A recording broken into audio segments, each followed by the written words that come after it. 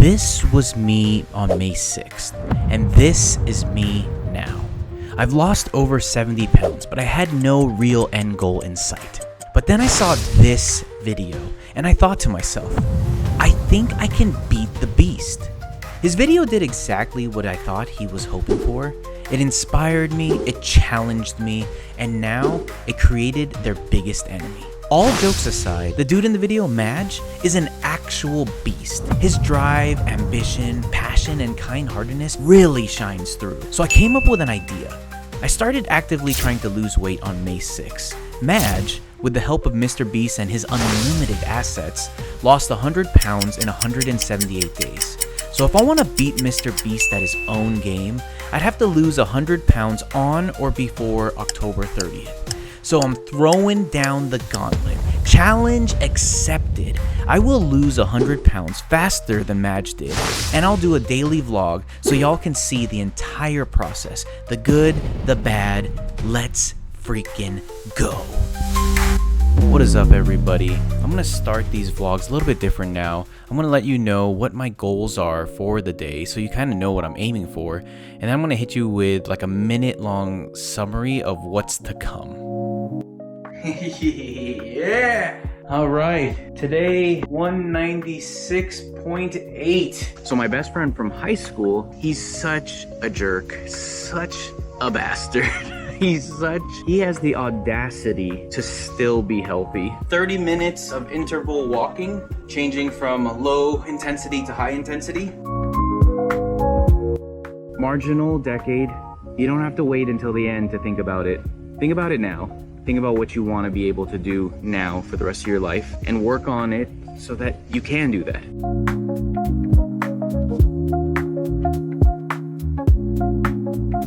Banger song of the morning. I gotta give it to Hans Zimmer's Inception theme, Time. Oh man. Long story short, I got $12,000 randomly put into my account, and I'm getting $12,000 taken out of my account. But it might be $12,000 that's actually mine. I don't know.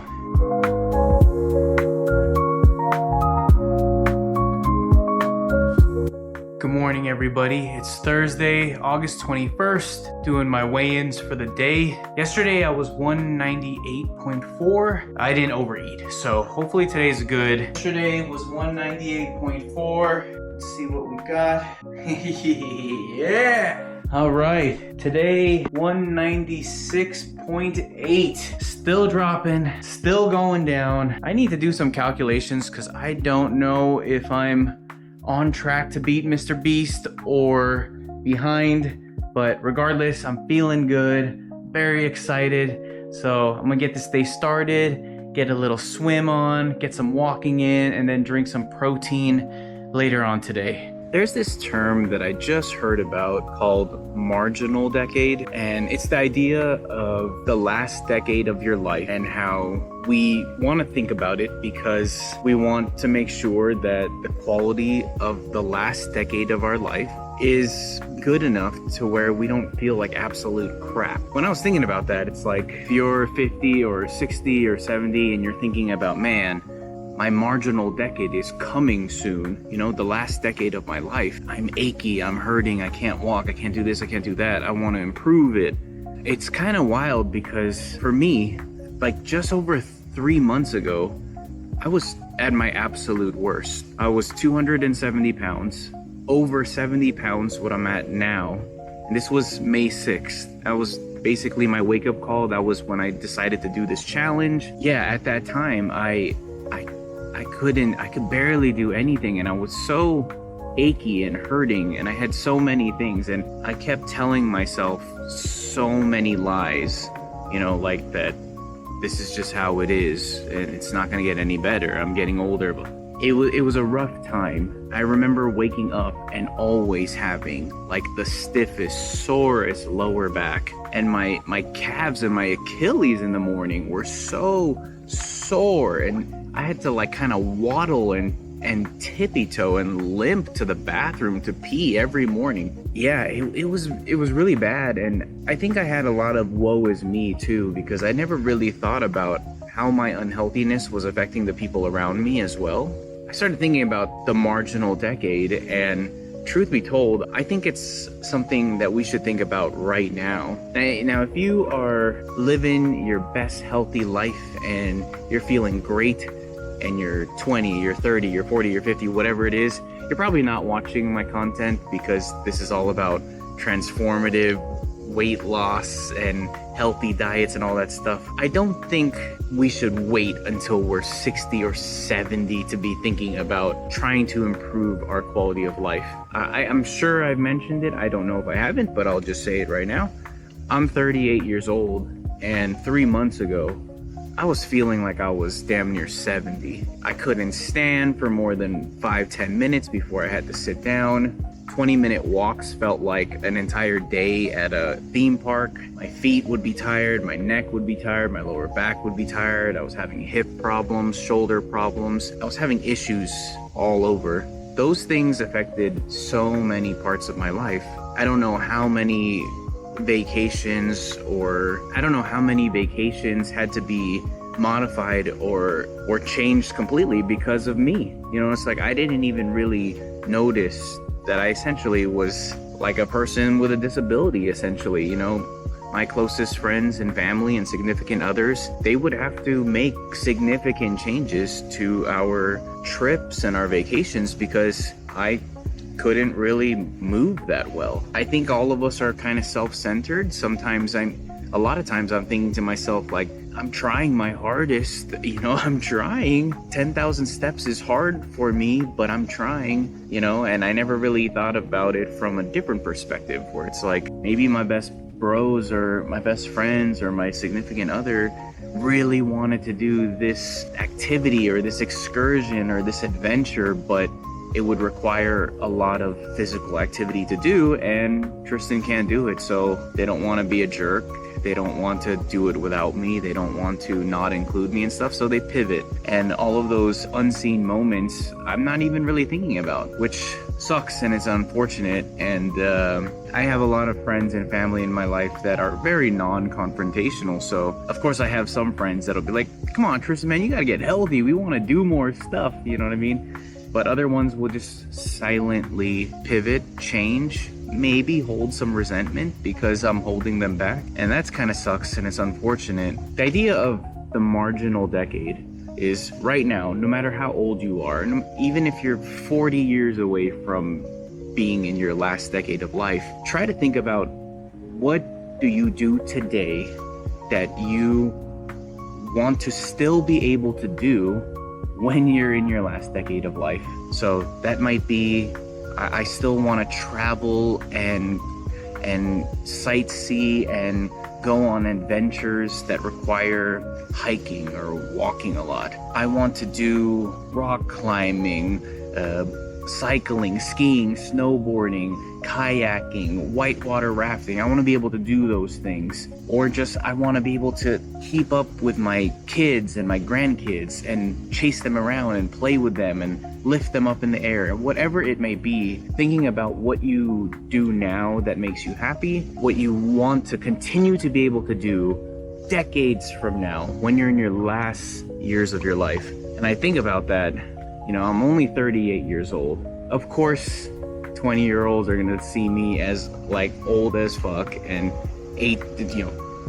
teenagers are gonna think 20-year-olds are old as hell.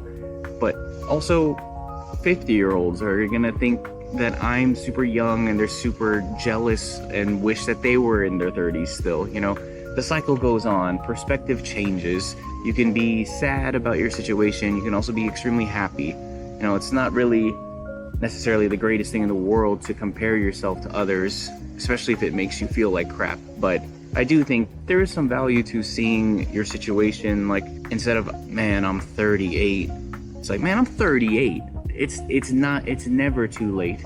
And I don't have to wait until I'm 60 or 70 to start thinking about my quality of life and what I want to continue to be able to do. For me personally, I think about the past decade of my life and how it's been affected. So many trips and vacations and adventures that had to be modified or postponed or straight up canceled because I just wasn't physically able to do it. Wasn't physically able to keep up. How many times in the past decade I had to let friends down or significant others down because they want to do something, but here I am feeling and acting like a 70-year-old who can't really walk more than 20 minutes before having to take a long break. That's not the quality of life that I want, and I think I need to be in a place of I am lucky, it's not too late, and I can make changes so that it doesn't have to be like this. I hope that helps you see something in yourself. I hope it makes you feel like it's not too late, and I hope it gets you also excited too, where you don't have to wait until it's too late or when you're so old. You can think about it right now. Maybe at some point in your life you were able to do X, Y, or Z, but now it's so hard. You know, one thing that I'm super excited about, and I was talking to my best friend from college about, so I lost over 71 pounds since May, and we both love to snowboard, but truth be told, these past few years, maybe like the past 5 years, I have been really, I want to say like a big burden to my snowboarding crew of friends, because in the past we would get there at 8 in the morning and we would be trying to sneak into the last lift at 4 p.m.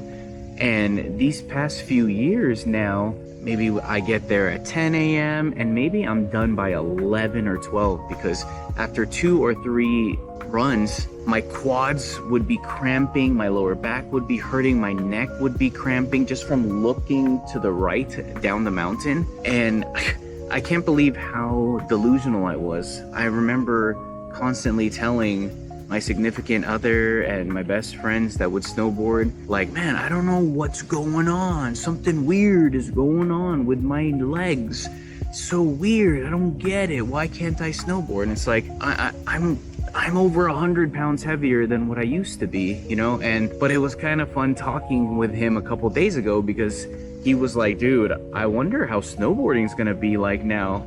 Now that you're 70 pounds lighter, I wonder how you're gonna feel snowboarding. I wonder how that's gonna go, you know? And now we're both super stoked. Snowboarding season is 2, 3, 4 months away, and you know, maybe I can lose a few more pounds, and I'm just so excited, you know what I mean?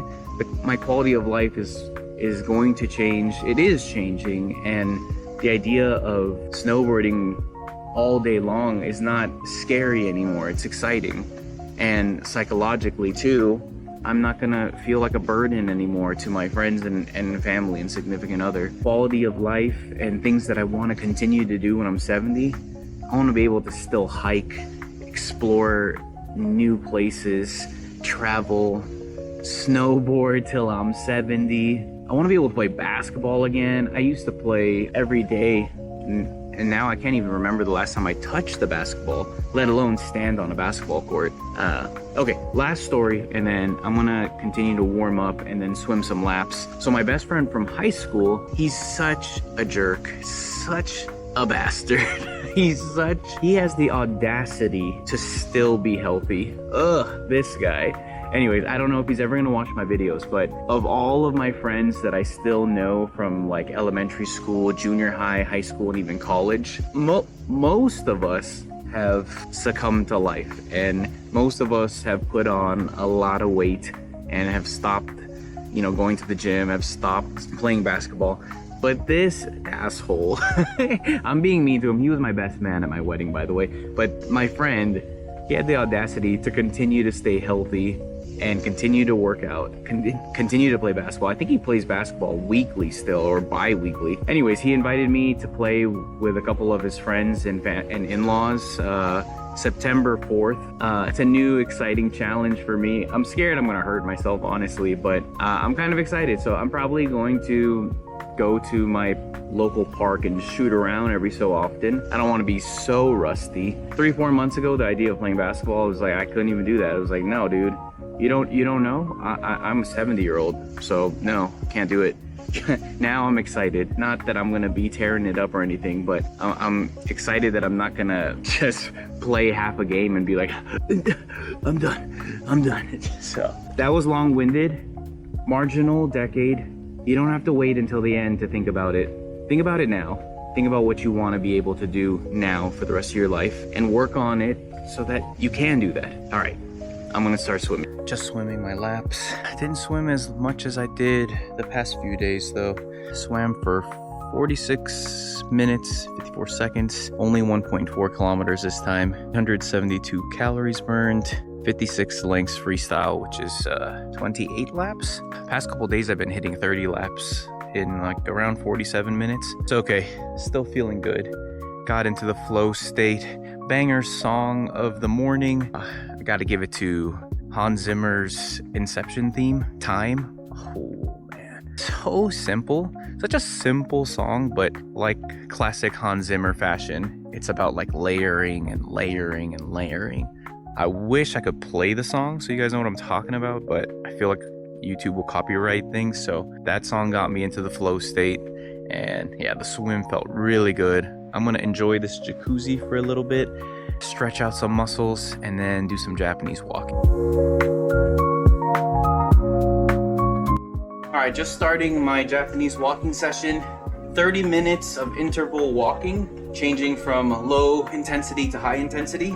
So 3 minutes of high intensity, which I do at an incline, and then 3 minutes of low intensity, which is when I drop the treadmill to flat. Do that 5 times, you got 30 minutes, beautiful Japanese walking. So I was going to talk more about the idea of the marginal decade. Rep 1 of 5. Well, something crazily weird just happened, so I'm gonna just tell this story. So it's story time. If you guys are more focused on, you know, healthy mindsets and exercise and all that stuff, you can probably just skip this because this is literally just a really weird ass story that just happened right now. Right before I hopped onto this treadmill, I get a phone call. 9 times out of 10 when it's a phone number I don't recognize, it's like a timeshare thing or some spam of some kind. I answer it and it's my bank. They're asking me if I recognize certain charges because last week 3 different deposits were made into my bank totaling like over $11,000, and I legitimately did not know where they came from. I saw them. I freelance, my partner freelances, we both work a bunch of random, well, she has more of a steady job. I work all kinds of weird stuff. Money coming from random places isn't that weird. Almost $12,000 that's a bit weird. I didn't really make nothing of it because I didn't know what it was. I searched the name of the company that it was coming from and couldn't really find anything. And I just thought, okay, maybe I did something I don't remember that a client just paid me for, or maybe my partner did something, I don't know. But I didn't really make nothing of it. My bank calls and they're like, yeah, so this company said they deposited by mistake, so they're going to take it back. they're gonna debit our account. And in my head I'm like, oh man, I was really hoping it was something that was not a mistake. So I'm like, oh yes, no big deal. And the guy's asking like, are you sure you don't recognize it? And I'm like, I have never heard of that company before. I'll talk to my partner, but I don't think so. So yeah, it's fine. Debit it away and everything. And then I was just like, I'm just curious, like, did this company ever tell you like who they are or like how the mistake happened? Relax. And the guy's like, I don't know if this company rings a bell, but this company blank, I'll leave them anonymous, they said they accidentally sent money to you that wasn't supposed to be for you. When he said the company name, I was like, wait, what? Because I worked for that company for over 8 years. Let's just say the end was pretty poor. It was not a good split at the end.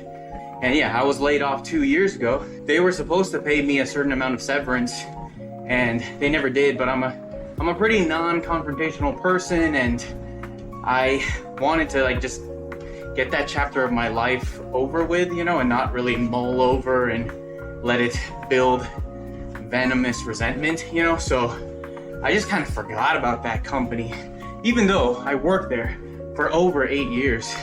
And when that guy was like, yeah, I don't, you probably never heard of them, but the company's called blank, and they said they sent you money by accident, I was like, wait, what? That's my old company. I was there for 8 years and they owe me severance. Yeah, and then the guy started asking like, do you have the paperwork? And I was like, oh my God, no, because I did. They never gave us digital copy, or me digital copy. When I got laid off, I got ambushed Friday at 5 o'clock right as I was walking out the door, and they hit me with this stack of paper and stuff, you know.